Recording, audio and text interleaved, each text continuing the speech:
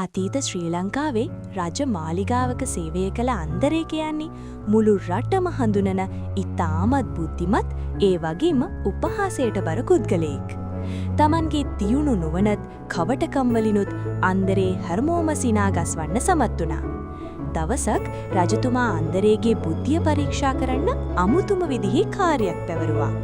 රජතුමා කිව්වා, "අන්දරේ, හෙට උදේ මාලිගාවට එද්දි මේ ලෝකේ තියෙන හොඳම කෑම මොකක්ද කියලා මට පෙන්වන්න ඕනේ" කියලා.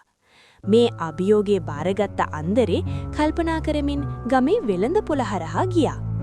ලෝකයේ හොඳම කෑම මොකක් වෙන්නේ නැද්ද? මස්ද, මාළුද, නැත්නම් රජබුජුන්ද? ඔහු තමන්ගෙන්ම ප්‍රශ්න කළා. එකවරම අන්දරේට අපූර්ව අදහසක් ආවා.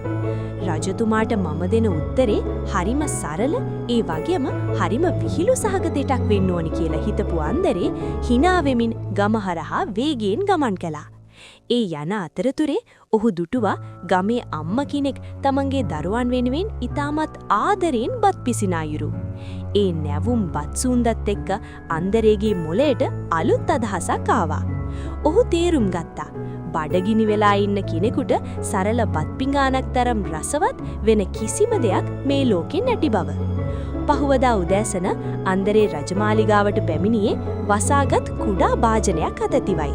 රජතුමා කුතුහලයෙන් මේ භාජනයේ විවෘත කරලා බලද්දී එහි තිබුණේ ඊටමත් සරල බත් ස්වල්පයක් පමණයි.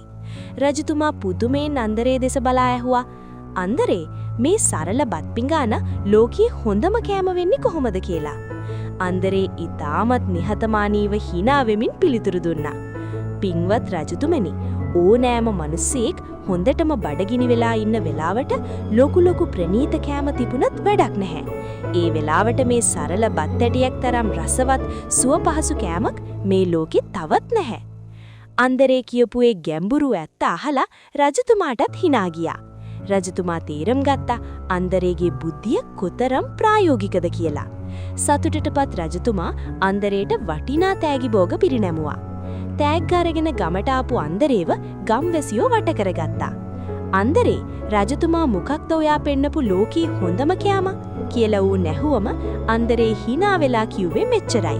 "මතක තබා ගන්න. බඩගිනි වෙලා ඉන්න වෙලාවට ලැබෙන සරල බත් ටික තමයි මේ මුළු ලෝකෙම තියෙන වටිනාම සහ හොඳම කෑම."